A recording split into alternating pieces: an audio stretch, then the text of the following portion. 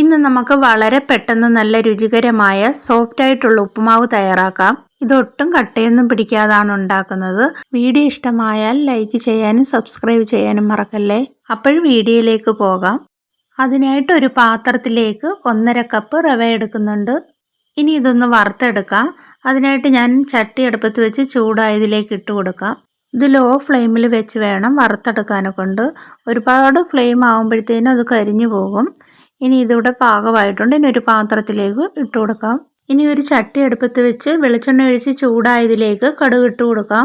കടുക് പൊട്ടിയതിന് ശേഷം ക്യാരറ്റ്, പച്ചമുളക്, ഉള്ളി അരിഞ്ഞത് ഇത്രയും കൂടി ഇട്ട് കൊടുക്കാം. ഇനി ഇത് നന്നായിട്ടൊന്ന് ഇളക്കി കൊടുക്കണം. ഒരുപാട് കരിഞ്ഞൊന്നും പോകാതെ നന്നായിട്ടൊന്ന് വഴണ്ട് വന്നാൽ മതി. അപ്പോഴത്തേക്ക് ഇതിലേക്ക് കറിവേപ്പിലയും കൂടി ഇട്ട് കൊടുക്കാം.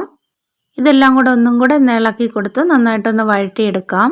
ഇനി ഇതിലേക്ക് 1/4 സ്പൂൺ മഞ്ഞൾപ്പൊടിയും കൂടി ഇട്ട് കൊടുക്കണം. ഒന്ന് നന്നായിട്ട് ഇളക്കി കൊടുത്തതിന് ശേഷം ഇതിലേക്ക് 2 കപ്പ് വെള്ളം ഒഴിച്ച് കൊടുക്കാം. റവ 1.5 കപ്പാണ് ഞാൻ എടുത്തത്. 2 കപ്പ് വെള്ളമാണ് ഇവിടെ ഒഴിച്ചിരിക്കുന്നത്. വെള്ളത്തിൻ്റെ അളവ് മാറിയാൽ ഒരുപാടങ്ങ് കുഴഞ്ഞു പോകും. ഇനി ഇതിലേക്ക് പാകത്തിന് ഉപ്പിട്ട് കൊടുക്കാം. ഉപ്പിട്ട് കൊടുത്തതിന് ശേഷം ഒന്ന് ഇളക്കി കൊടുക്കാം. ഇതിലേക്ക് ഒരു പിടി തേങ്ങ ചിരികിയതും കൂടി ഇട്ട് കൊടുക്കാം.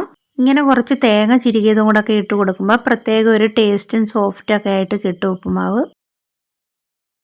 ഇനി ഇതൊന്ന് നന്നായിട്ട് തിളച്ച് വരുമ്പോഴത്തേക്ക് നേരത്തെ വറുത്ത് വെച്ചിരിക്കുന്ന റവയും കൂടി ഇട്ട് കൊടുക്കാം. ഇനി ഇത് നന്നായിട്ടൊന്ന് ഇളക്കി കൊടുക്കാം. കട്ടയൊന്നും പിടിക്കാതെ നന്നായിട്ട് 2 മിനിറ്റ് ഒന്ന് ഇളക്കി കൊടുക്കണം. ഇങ്ങനെ ഇളക്കി കൊടുക്കുമ്പോൾ നല്ല പ്രത്യേകിച്ച് ഒരു തരിതരിയായിട്ട് കിട്ടും. ഇത് കുറച്ചും കൂടെ ഒക്കെ ലൂസ് ആവണമെന്നുണ്ടെങ്കിൽ വെള്ളത്തിൻ്റെ അളവ് കുറച്ചും കൂടെ കൂട്ടിയാൽ മതി. ഇനി ഇതൊന്ന് മൊത്തത്തിലൊന്ന് ഒതുക്കി കൊടുത്തിട്ട് ലോ ഫ്ലെയിമിൽ 2 മിനിറ്റ് വേവിച്ചെടുക്കാം. 2 മിനിറ്റിന് ശേഷം ഒന്ന് തുറന്ന് നോക്കാം. ഇനി ഒരു 2 മിനിറ്റ് ഇതൊന്ന് ഇളക്കി കൊടുക്കണം. ഇവിടെ നന്നായിട്ട് അടിക്കൊന്നും പിടിക്കാതെ നല്ല തരിതരിയായിട്ട് കിട്ടിയിട്ടുണ്ട്. ഇനി ഇതൊരു പാത്രത്തിലേക്ക് മാറ്റാം. അപ്പോഴും നല്ല സോഫ്റ്റും നല്ല രുചികരമായിട്ടുള്ള ഉപ്പുമാവ് റെഡിയായിട്ടുണ്ട്.